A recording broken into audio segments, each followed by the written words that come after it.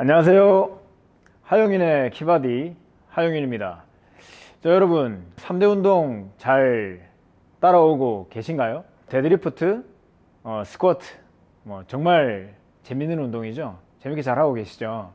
자, 이번 시간은 그 3대 운동 중에 마지막, 자, 벤치프레스에 대해서 한번 알아보는 시간을 가지도록 하겠습니다. 우리 남자분들이라면 벤치프레스 한 번쯤은 다 해보셨잖아요. 자, 남자는 갑바니까요. 그런데 여러분들 벤치프레스 해보시면 어떠신가요? 좀 제대로 대흉근에 자극을 주면서 운동을 하고 계십니까? 아니면 벤치프레스만 하면 이렇게 어깨가 아프고 왜 이렇게 불편하지? 하는 부분들은 없으셨나요?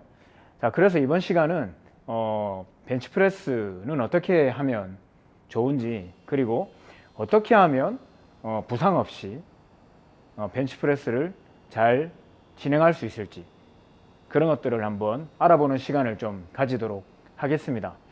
자, 이번 시간도 우리 헐리와 함께 대흉근 앞쪽에 있는 벤치프레스에서 필요한 근육들은 어떤 것들이 있는지 한번 알아보도록 하겠습니다.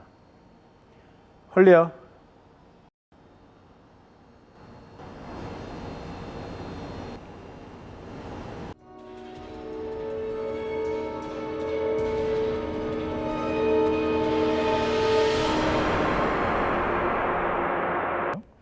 자, 여러분들의 근육의 이해도를 좀 더 돕기 위해서 우리 헐리가 운동하는 자세에서 근육을 한번 보는 걸로 해 보도록 할게요.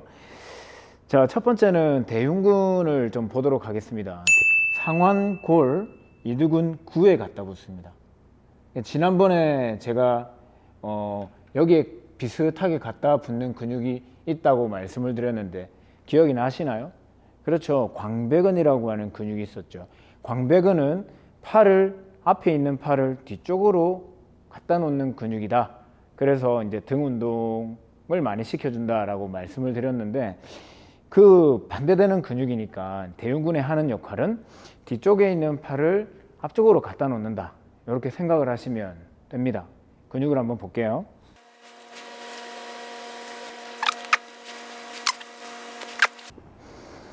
자, 대흉근을 보시면 대흉근은 쇄골에 붙어 있는 쇄골지 위쪽, 그 다음에 흉골에 붙어 있는 중간, 그 다음에 늑골에 붙어 있는 아래쪽, 이렇게 세 군데로 나눠져 있는 게 대흉근입니다.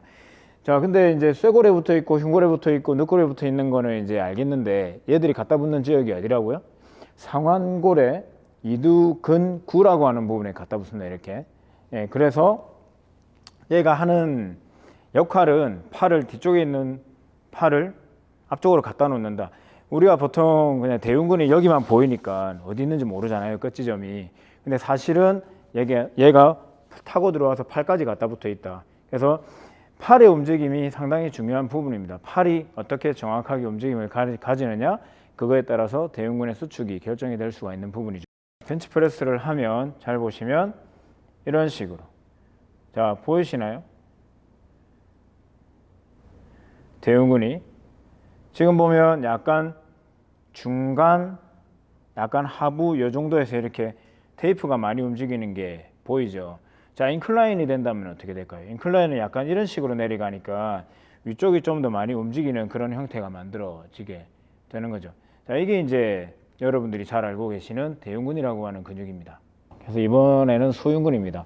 저 소흉근은 좀 대흉근하고 조금 달라요. 대흉근 같은 경우는 여기 보시는 것처럼 이런 식으로 붙어서 팔에 갖다 붙잖아요. 그래서 팔의 움직임을 만드는 거다, 이렇게 말씀을 드렸는데, 소흉근 같은 경우는 팔하고는 크게 관련이 없습니다. 여기 보면 여기 까마귀 풀이돌기라고 해서 오해돌기라고 하는 부분이 있는데, 여기부터 해서 늑골에 이렇게 갖다 붙게 됩니다. 늑골 중에서도 3번, 4번, 5번에 이렇게 삼지창처럼 이렇게 붙어 있는 근육이 소흉근이 되겠습니다. 한번 붙여 볼게요.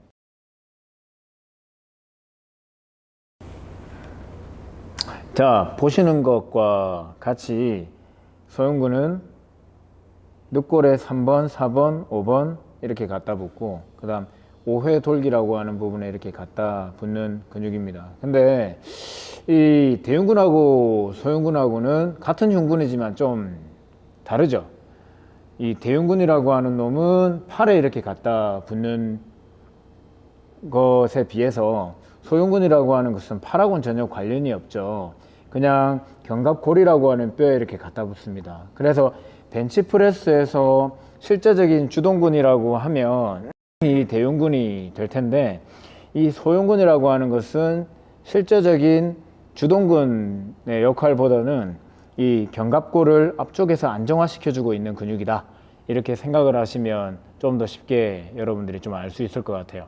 여기까지가 이 흉근에 대한 이제 근육을 좀 간단하게 말씀을 좀 드렸는데요. 몇 가지 안 되니까 참 쉽죠. 그런데 말입니다. 벤치프레스 할 때 어깨가 아픈 경우들이 있죠. 그 이유를, 왜 그런지 그 이유를 한번 좀 알아보도록 하겠습니다. 여기 보시면, 자, 이 견관절이라고 하는 것에 과부하가 많이 걸리게 되면 문제가 좀 발생할 수 있는 건데요. 이 헐리의 옆면을 이렇게 보게 되면, 자, 이 견갑골이라고 하는 것이 위에서 정확하게 좀 보게 되면 약 한 35도 약간 전인되어 있는 상태로 만들어져 있는 게 견갑골이라고 하는 겁니다. 근데 그 견갑골, 35도 전인되어 있는 견갑골 위에 이 상완골이 이렇게 나와져 있는 상태이기 때문에 그대로 벤치프레스에 누워버리면, 벤치가 여기 있다고 보면 어깨가 많이 떠 있는 상태가 됩니다. 그렇기 때문에 견관절이 상당히 불안정하고 부상으로 연결이 될 수가 있게 되는 거죠. 뭐 대흉근은 운동 아예 되지도 않겠고요. 자, 그래서 견갑골을 뒤쪽으로 패킹을 하라, 후인을 하라, 이렇게 얘기를 하는 이유가 그런 이유였습니다. 근데 문제는 제가 아까 근육에서 대흉근이 있고 소흉근이 있다고 말씀을 드렸었죠. 근데 대흉근은 실제적으로 근육을 이제 뭐 주동근으로서 사용을 하는 근육이지만, 이 소흉근은 견갑골을 앞쪽에서 안정을 시켜주는 근육이라고 제가 말씀을 드렸습니다. 근데 이 소흉근이라고 하는 근육이 긴장이 많이 돼 있다거나 텐션이 많이 이렇게 걸려 있는 그런 상황이 돼 있으면 견갑골 후인, 패킹이 일어나지가 않게 되는 거죠. 그렇기 때문에 패킹이 잘 안 되는 경우에 이 소흉근을 좀 풀어 준다거나 스트레칭을 시켜주면 훨씬 더 후인을 잘할 수 있는 동작이 만들어지게 되는 거죠. 그렇게 되면 대흉근이 정확하게 움직임을 잘 가지게 됨으로써 운동을 진행할 수가 있게 되는 겁니다. 자, 여기에서 보시다시피 우리가 생각할 때는 그냥 대흉근만 생각을 하게 되고 운동을 진행을 하지만, 사실은 이 소흉근의 어떤 상태가 상당히 중요한 부분이 되는 것이죠. 그러니까 우리가 좀 더 이런 근육을 좀 더 알고, 단순하게 그냥 움직임만을 이렇게 생각을 하지 마시고 어떤 근육이 어떤 역할을 하는구나, 이런 것도 좀 아시게 되면 훨씬 더 제대로 된 운동을 진행을 할 수가 있게 되는 겁니다. 자, 여기까지가 벤치프레스 이론이었습니다.